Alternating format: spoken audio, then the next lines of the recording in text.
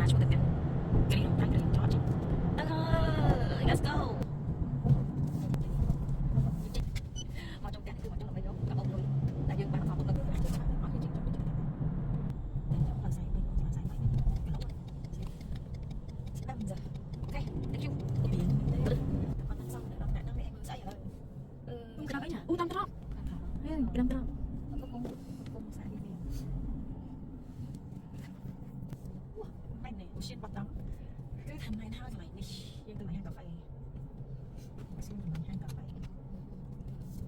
bắt bắt em buổi hết thì mình option nói cài ban chuyện kê miền option ha ở đây trong màn đấy anh nhóm mới bao này rồi Hãy